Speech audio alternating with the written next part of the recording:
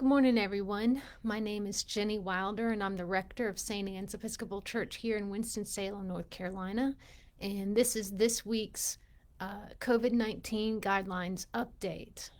We gather every Tuesday morning, clergy and lay leaders from across the diocese to talk about all things COVID.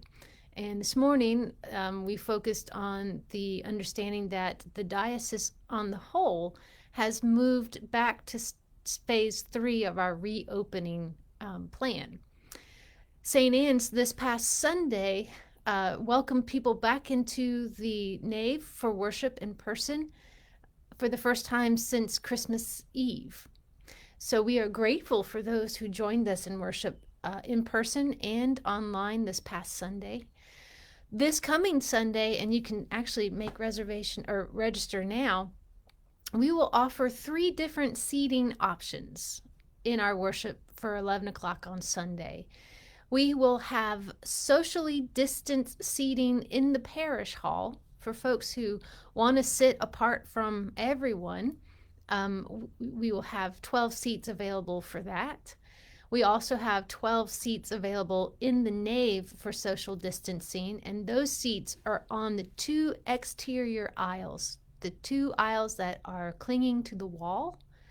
And then our third ticket type is non-socially distant seating, and we can have up to 36 people sit in the 2 center aisles.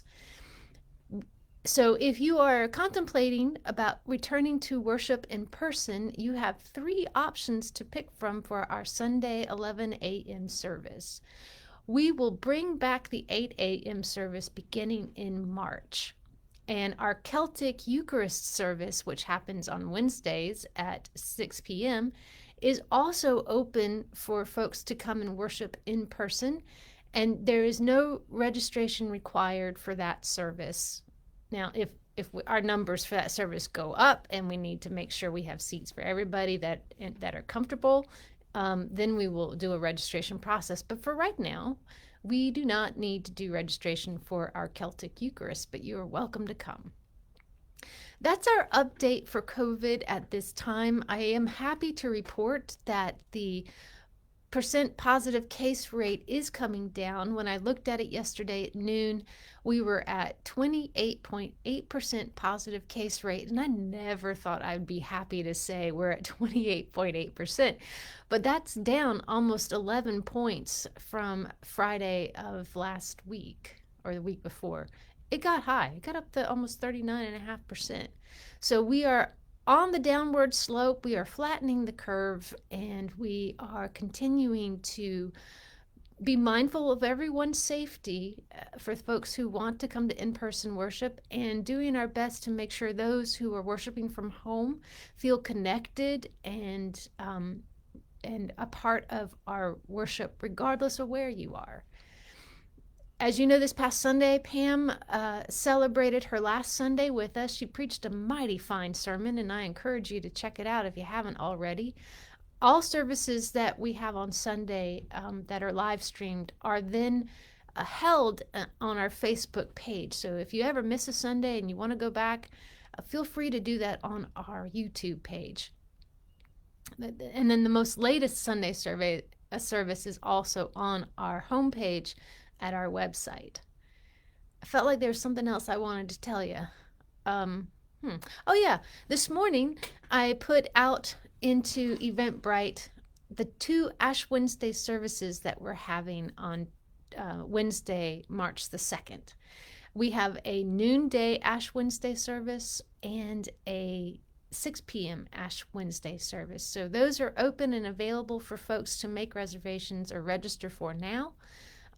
And we will be doing the imposition of ashes as well as celebrating Holy Eucharist. So that is where we are. One final note, looking at the week ahead, this coming Sunday at 12:30, so following our 11 o'clock service, we'll have a time of gathering on Zoom to talk about the current technology at St. Anne's, what we're doing, what we're using, how that is enhancing our worship experience. And if you have any questions or you want to share your thoughts about our technology, you are welcome to do so at this gathering. And the information to join that Zoom meeting will be in our weekly announcements that go out on Friday. All right, friends, I think that'll do it for me now. Please continue to pray for our neighbors, those who are suffering from COVID and those who are responsible for their care. Please pray for our went right out of my head. Please pray for our siblings in the Ukraine and in Afghanistan and in Ethiopia. The world is hurting. There's a lot of places in this world that need our love and need our prayers. And together we can hold each of these places in our hearts and lift them up to God. All right. I will see you soon. Take care and God bless.